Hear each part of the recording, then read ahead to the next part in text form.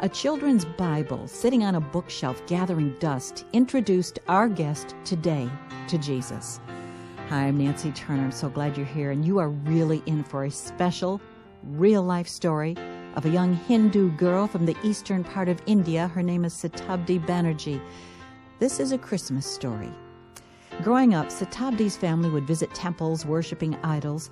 Considered a very ardent and religious Hindu family, Satabdi, at the young age of 2, was taught how to meditate to the Hindu gods, believing that all religions lead to the same path. She learned that celebrating all religious holidays, even Christmas, was acceptable. But that all changed for her when she became friends with a Catholic girl during high school.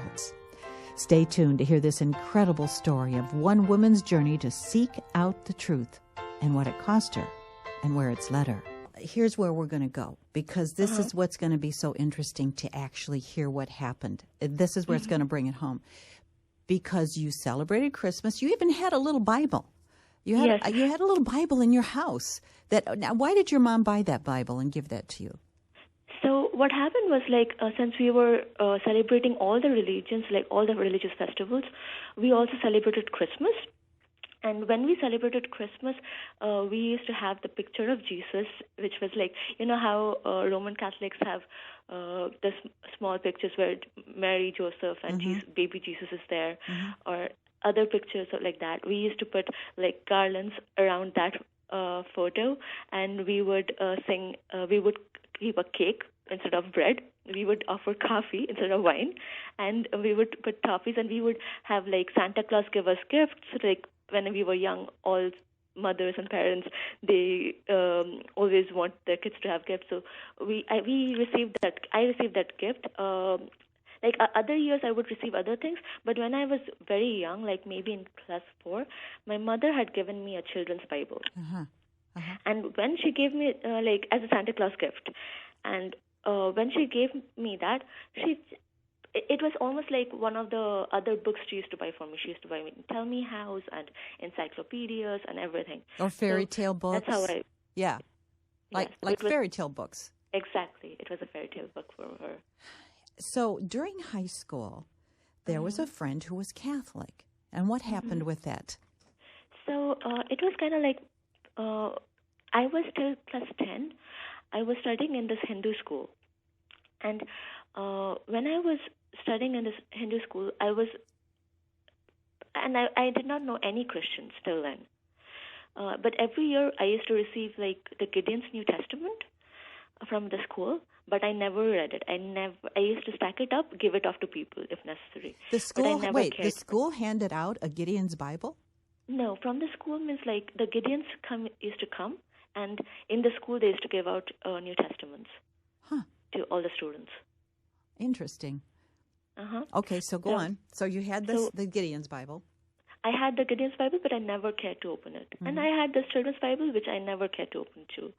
But when I went to class 10, and I later wanted to take up science, but the Lord had different will. I took up commerce. Commerce is basically what in here you would call accounting. So I took up accounting, and in my Hindu school, they dropped maths out of the subject group of accounting, and that made me to change the school, and I went to a Methodist school. So when I went to this Methodist school, there were no believers in my class. There was, however, this Roman Catholic girl whom I became friends with. And that's how, I started thinking, okay, I know about Hinduism, what my religion talks about God, but what do Christians think about God? Because all religions are same, so what do they think? And so just to make, just to understand her, because she was my best friend. So just to understand her, what I did was I started reading the children's Bible, and my mom always used to nag also. Before I joined, between the gap of class 10 and 11, there is usually a 3 months gap, and my mom is like, you never read the book I bought for you, this children's Bible. What do I do with it? You can just read it, and at least some value of the money is, I can get it out. So she used to keep nagging me. So to stop her mouth and also to understand my friend, I thought I'll just read this Bible. Yes.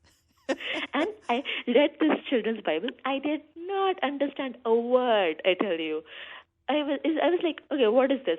I don't understand. It was like just the stories and with pictures, and I'm like, I don't know what I read. But Yeah. I just told my friend, just to make her happy, I told her, hey, I read the Bible and I like the stories. But I started feeling really guilty because, number one, I did not understand anything. Number two, I did not even read the real Bible. And I started feeling like so guilty. And I'm like, oh.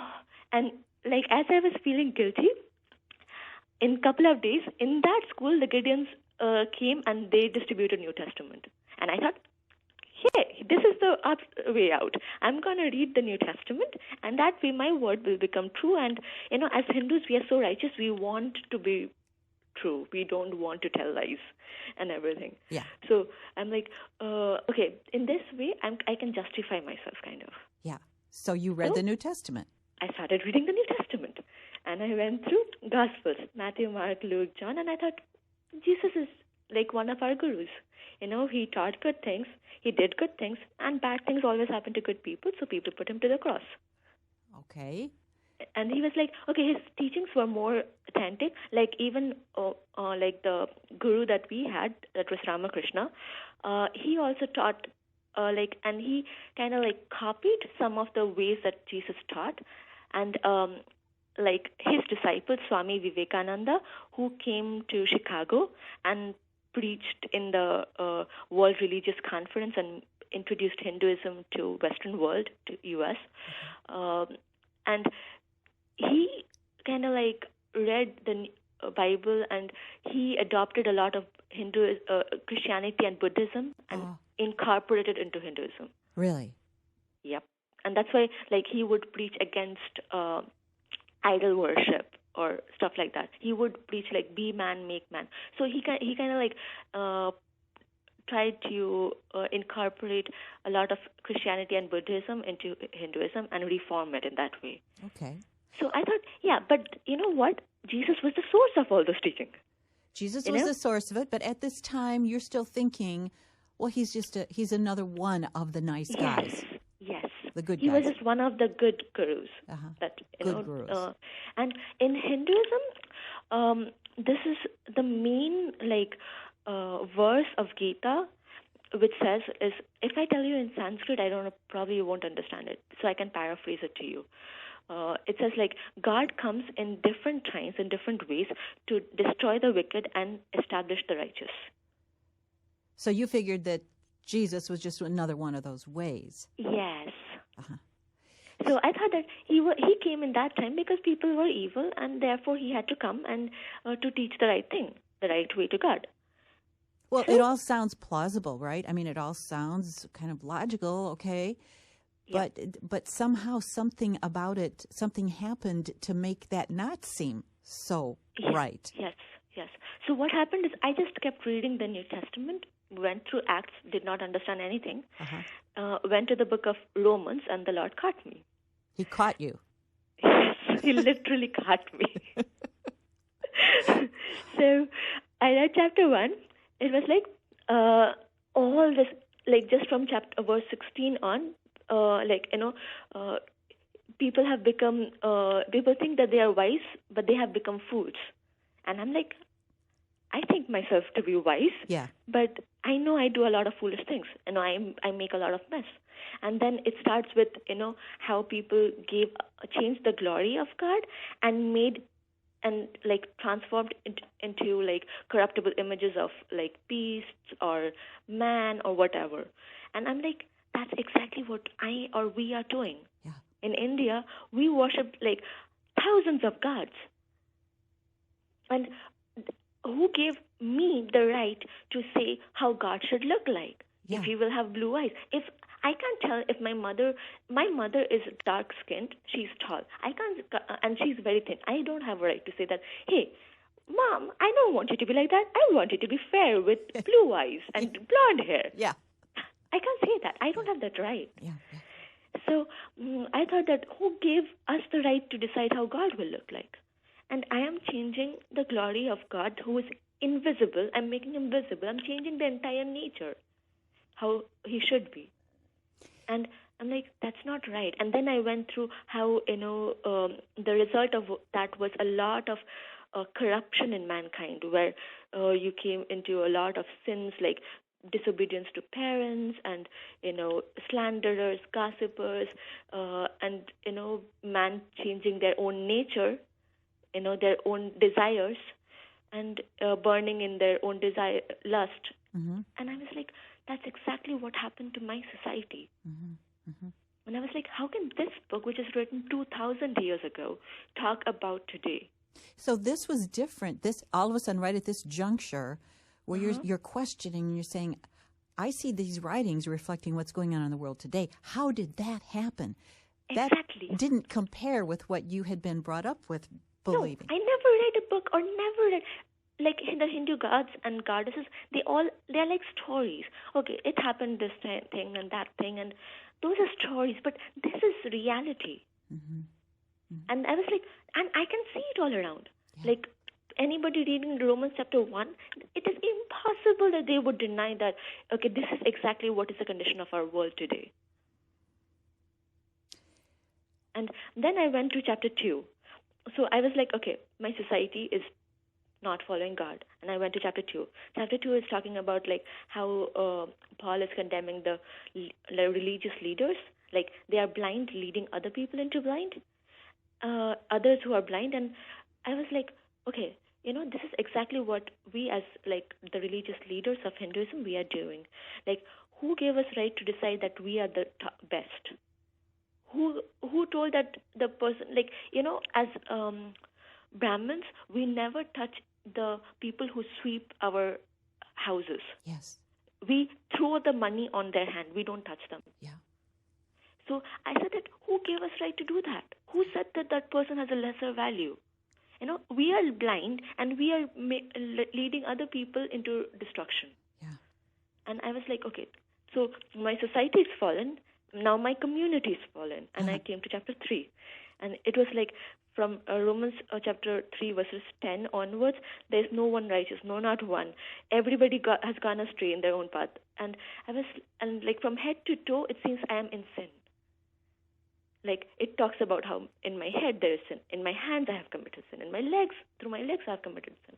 And I'm like, if God is holy, how can he accept me? Yeah. I have been worshipping, I was growing up in this Brahmin family, and my birthday was on the birthday of Ramakrishna. I was super religious.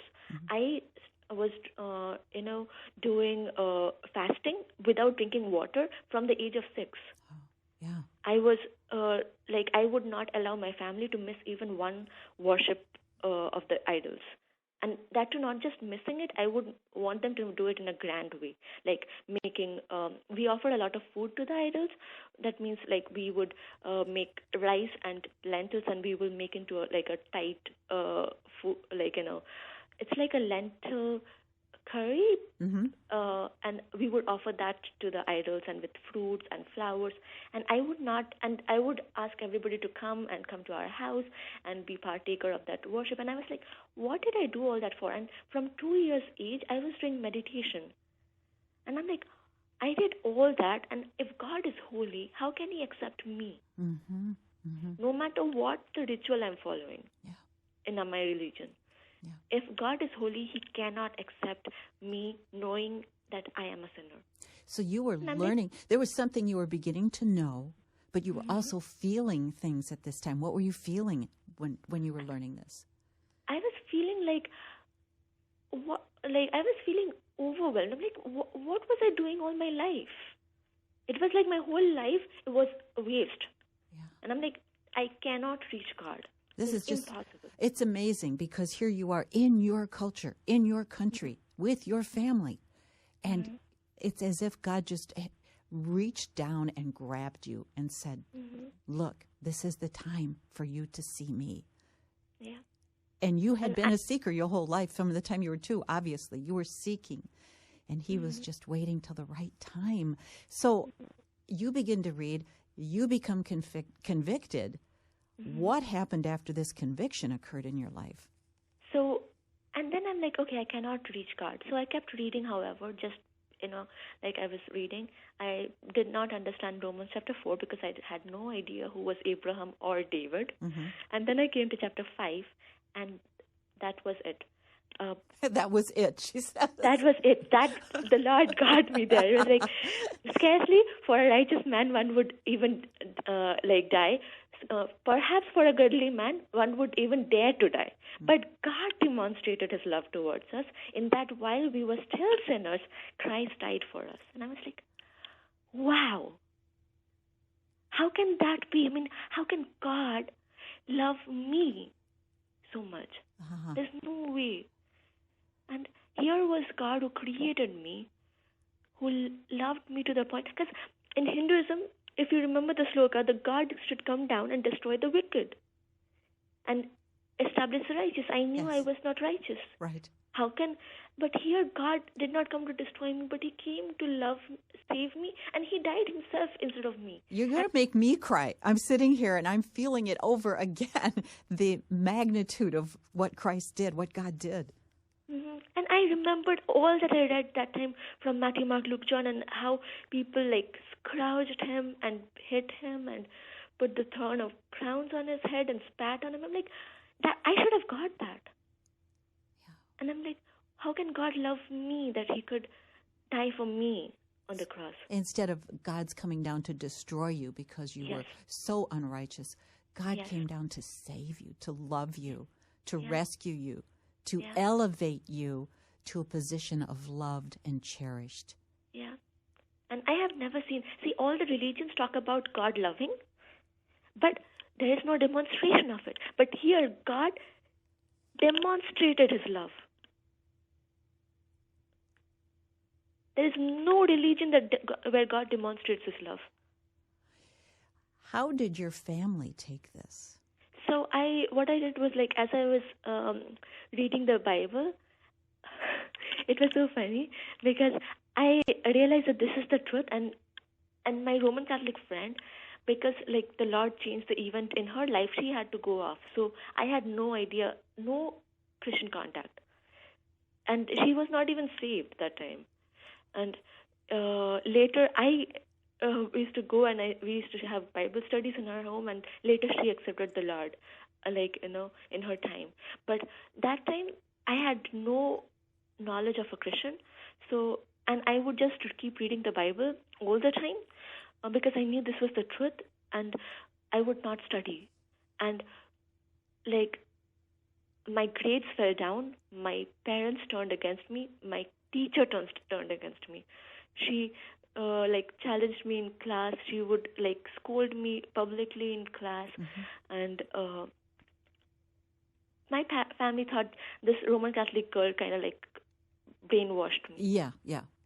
And so they were upset with her. And they were like, we shouldn't have changed that school.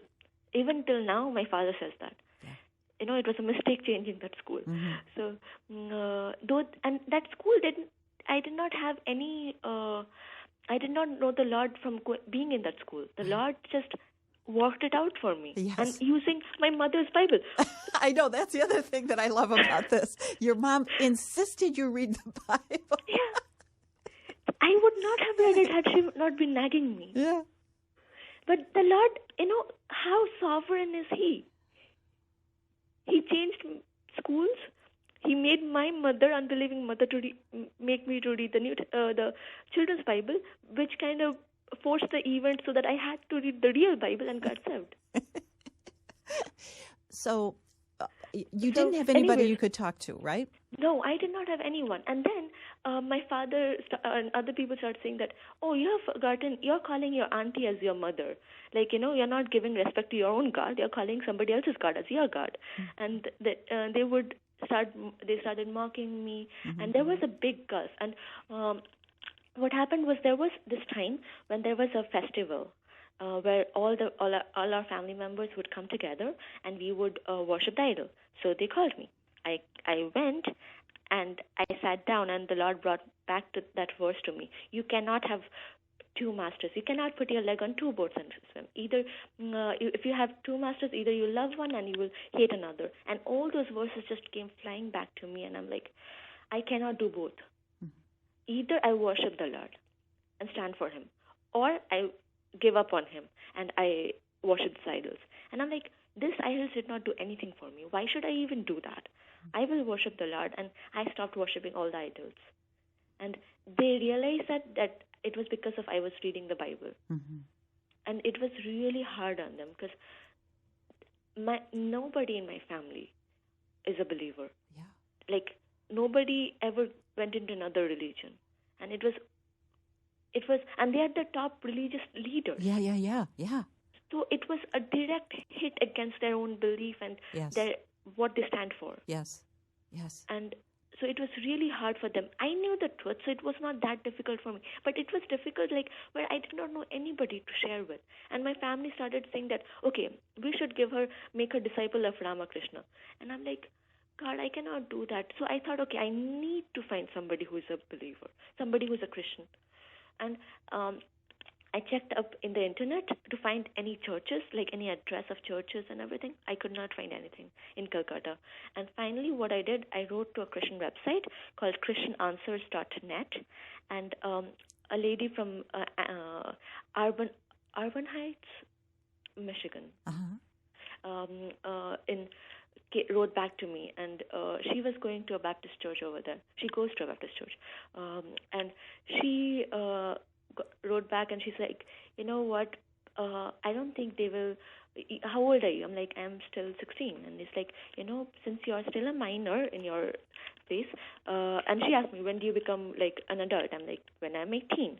And she's like, since you're a minor, I don't think it'll be possible right now, but why don't you try and find some churches?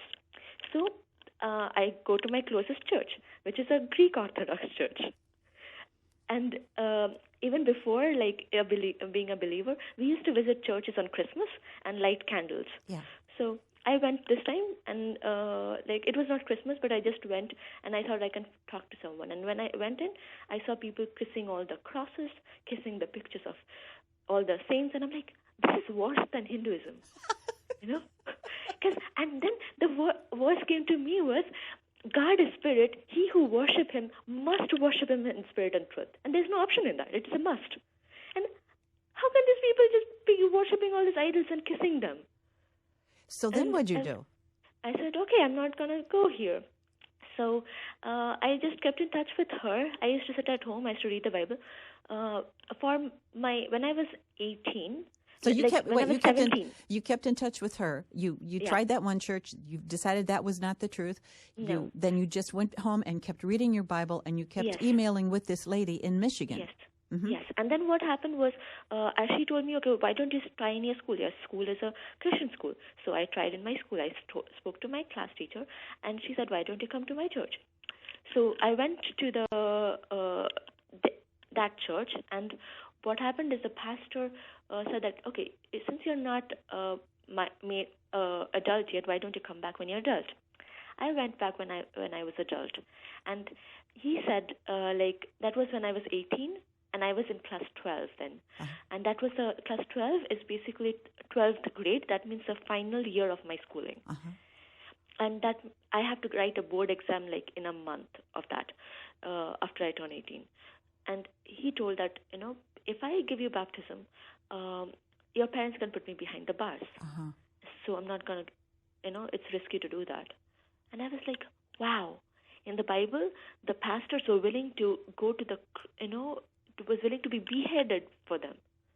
The evangelists and the believers, they did not mind dying for standing for the Lord. Yeah. And here is a pastor saying that, he was afraid to go to jail. Yeah. And it broke my heart. Yes. Because I was looking forward to that day for almost 2 years. Oh.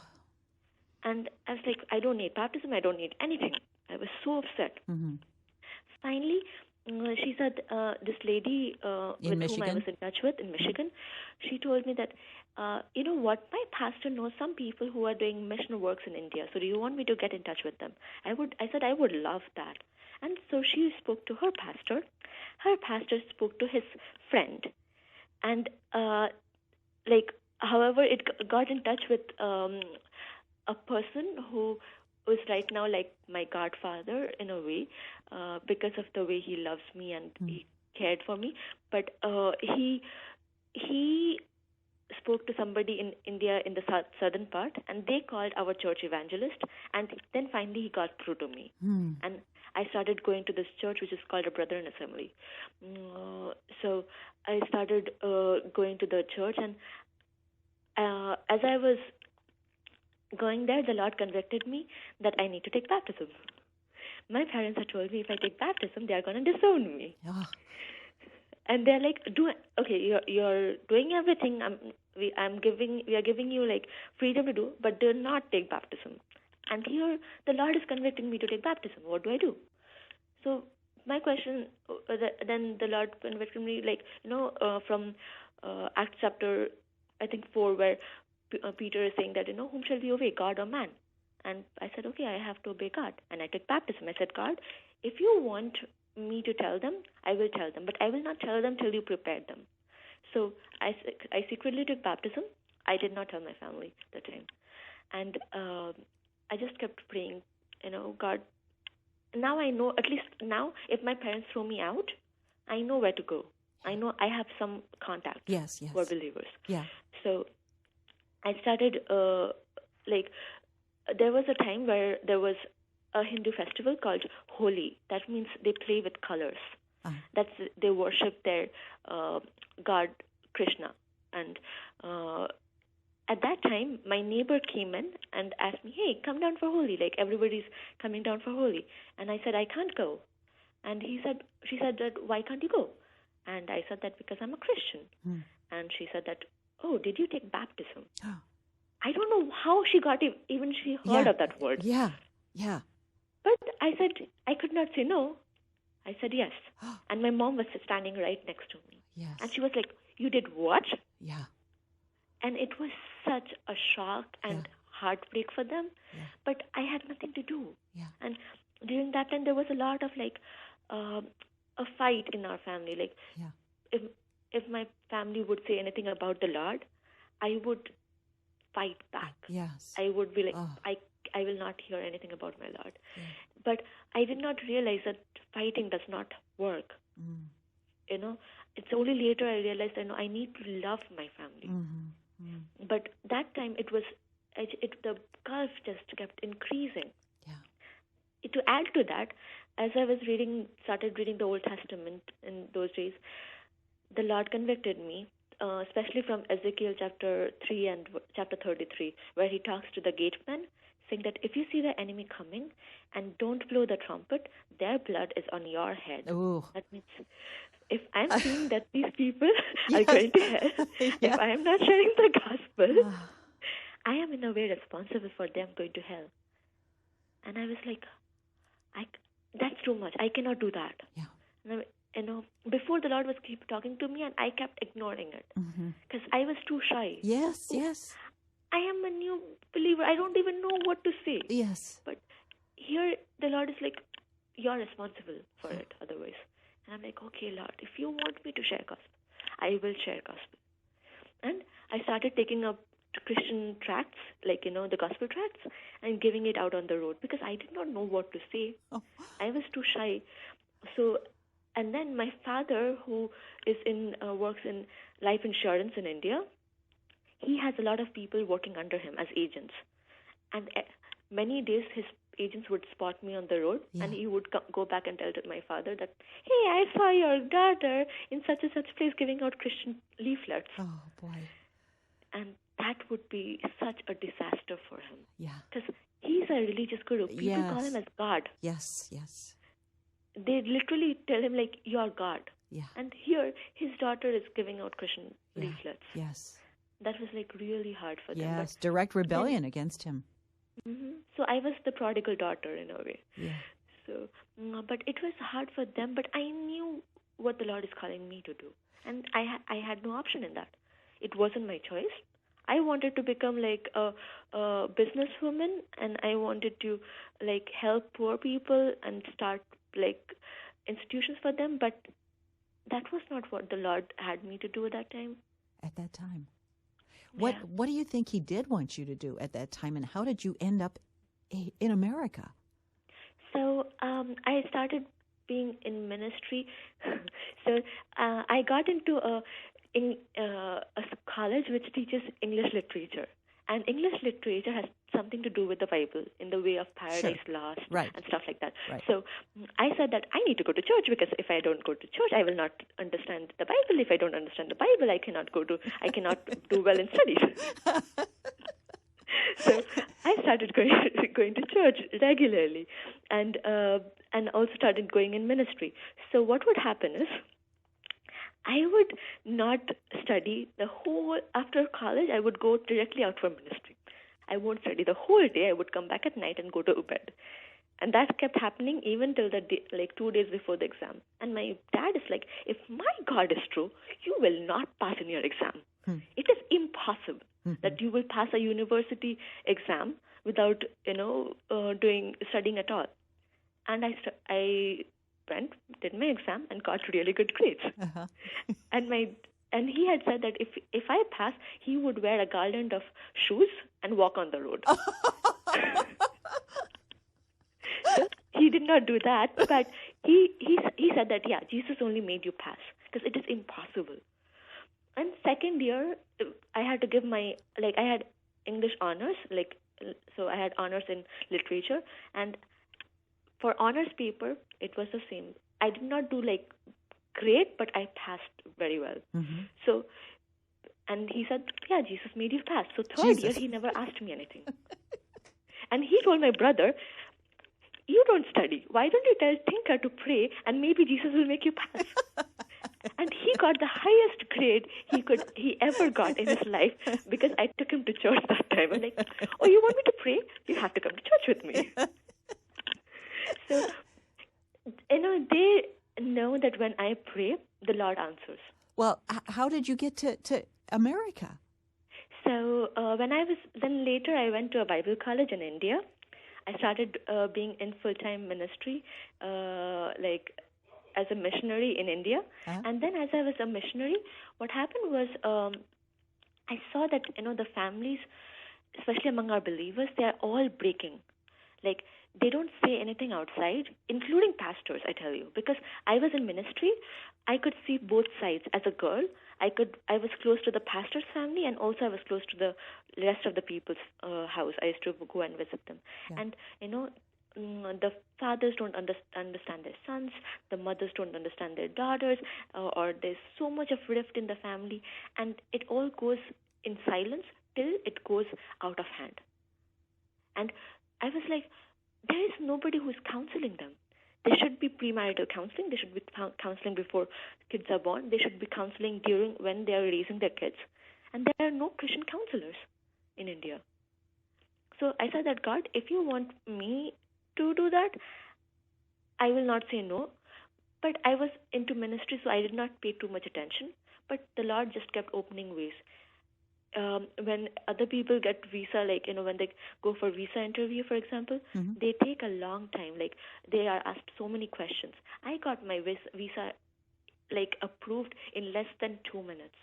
2 minutes? Yes, in 2 minutes. I went there. That's not only just a miracle. That's like a supreme miracle. Yep. Wow. Not just visa approved. Hear this. I had to give my TOEFL exam. I did not even finish taking my TOEFL classes. I went for mission trip, way before the classes got over. And I just came back 2 days before my exam. I thought I gave the worst test. And I got out of 100, I think 20, 110. That was real high score. And I'm like, I don't even know how I got that. And the Lord just kept working everything out. Yes. And then I was not ready to go seriously, because I am a blue-blooded Indian in a way. Yeah. So I never wanted to come to U.S., though my auntie is in the U.S. and she always kept telling me to come to U.S. But I never wanted to come. But the Lord wanted me to come here and study Christian counseling. And the prayer that I prayed so casually that day, I never realized that's going to come true. Yeah. So and here I am. Here you are. And so there was actually sacrifice on your part even. He called you to sacrifice, to come to America, to give up your home to come here. So now and tell us what? What? Yeah. Yeah, guess what? How that Lord convinced me of that. When I was like, God, I don't want to go. Please, I don't want to go. I went to visit some friends in another state where I was studying in my Bible college. And that Sunday, they was talking from Abraham, and Abraham chapter 12. Leave your family, leave your father's house, leave your country, and go to the land I'm showing you. I'm just laughing in delight over this whole thing. I mean, everyone who's listening today, I'm hearing this story for the first time, all the nuance of it, and it is absolutely amazing. So as we wind down, I have to ask you this question, my dear. Mm-hmm. What are you going to say? How would you phrase it for those that are seeking like you were, but they're seeking the wrong thing? Your own countrymen, your own peers, the children. I mean, you want to go back and maybe counsel. How are you going to present this that is going to give somebody the idea that Jesus is the way? Mm-hmm. I would say that we try a lot to be good. I don't think anybody tries to be bad. Everybody wants to be good. Yeah. But what happens is when we try it on ourselves, we fail because we are without strength. Even when we try to do good, we cannot do. What we don't want to do, that's exactly what we do. And because of that, we fear so much, and we get frustrated, with people around us, and we think it's other people's fault. But here, God loved you and me so much that when He showed that love, He took your and my sins, and He died for you and me. And what happens then? When we believe in Him, He comes and He lives within us. He gives us the power to overcome sin, and He gives us grace to walk.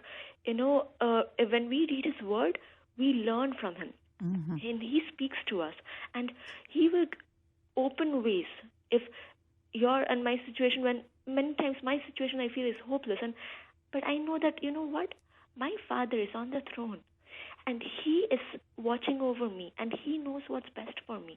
And He opens it to the right doors, and He will take us through. But it's only going to happen when, as human beings, as people, we need to totally trust in Him. Yes. Not just at the point of salvation, but day to day. Yeah, day to day. Surrender day to day and trust and believe.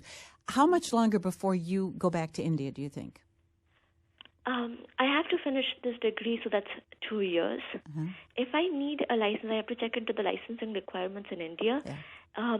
If I need a license to be carried forward, I need to stay another 2 more years to get the license. So maybe 4 years altogether? Yeah, but I hope I don't know how it works, but I want to go back as soon as possible. My heart is so with you. This has been one of the most encouraging testimonies I think I've ever heard in my whole life. It's so real.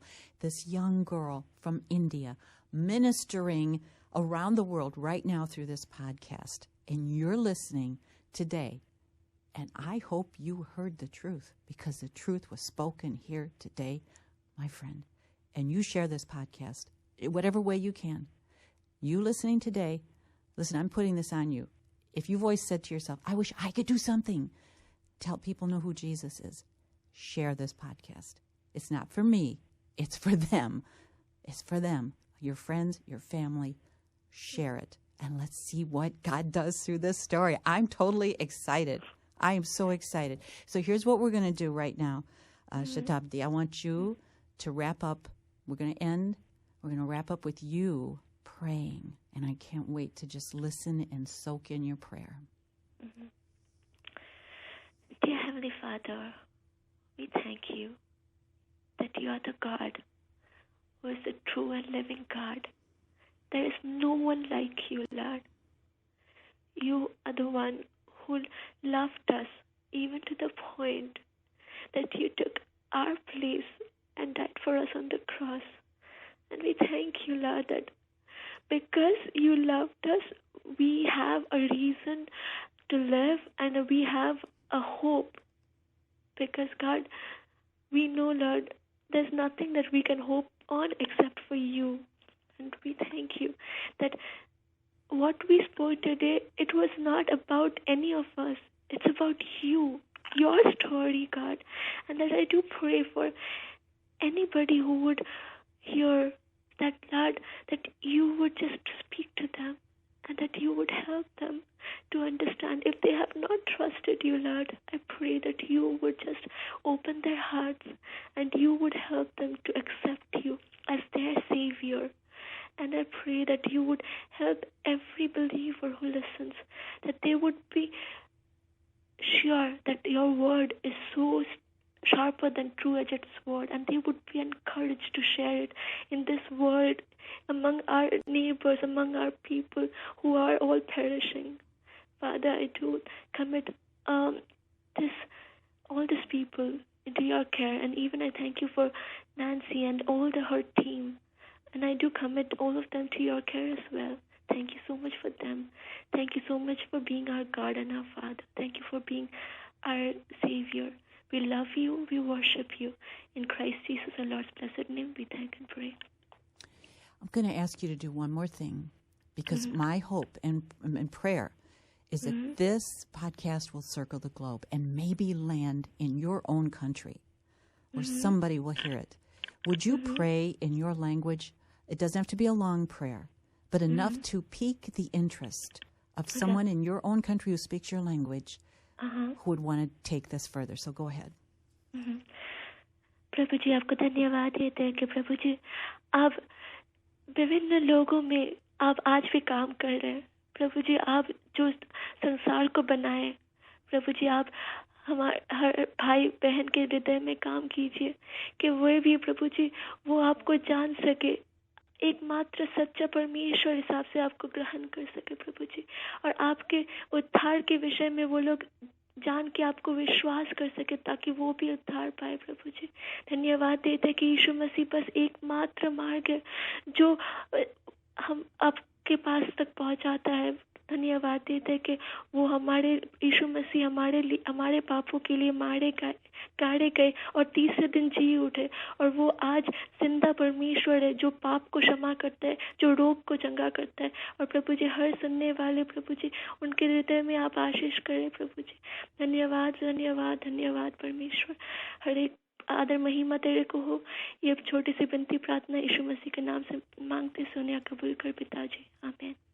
I want to thank you for your prayer. I want to thank you for your story. I want to thank you for your courage. And I want to thank God in advance for what you're going to do when you go back to India. God bless you, sister. And I'm proud to call you my sister. Thank you. It's really humbling, but it's not me. It's never me. I know. I know whatever is thus far, it's just the Lord.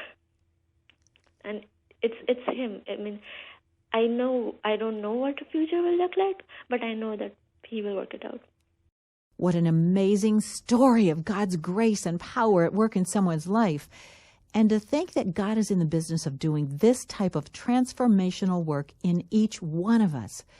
Just think for a moment that only God could have known so many years ago how far Satabdi's journey would take her. And He knows that for you and me as well. We can trust Him with every detail of our lives, knowing He has the very best in mind for us. And my prayer for each one of you today is that you would see the one true God for who He is, not just a baby in a manger, but the God who loved us so much that He sent His Son to earth as a humble baby who would live a humble life and die a humble death for you and for me. The cross stands as a crossroads for us to consider God's ultimate sacrifice of His Son on our behalf to cleanse us from our sin and restore us to Himself through His blood. He loves you that much. If you are like Satabdi, you desire to know more about God and His love for you, I really want to give you a phone number right now. Don't blow this off. Write it down if you can't call right now. 888-NEED-HIM. It's 888 and the letters NEED Him. And you can call right now. Someone's standing by 24 hours a day. No question is off the table. Make this Christmas one you will never forget. In fact, give yourself the best gift you'll ever receive in your life. Here's the number, 888-NEED-HIM. Learn more at our website, thisistheday.fm. We provided a link and a phone number to you for the Need Him Ministry. Our website again, thisistheday.fm. I want to give a big thanks to John Hemmer, who stepped in to help engineer our podcast, along with Judy Crone producing. It's our sincere hope that you have a beautiful, wonderful, blessed Christmas, and that you enjoy the sounds of Christmas on your favorite Moody station all week. Look for us on December 28th. We welcome Chris Tomlin to our In the Green Room podcast. Don't miss it. It's going to release Monday, December 28th on iTunes. Listen at thisistheday.fm or right on your mobile device when you download the Moody Radio app today. And a quick reminder, hope you're going to like us on Facebook. Search for This Is the Day. Like us, and you're going to be all set to be first to hear about all of our upcoming guests on our podcast, probably even some giveaways up there. Merry Christmas, friends. We'll see you next time on This Is the Day.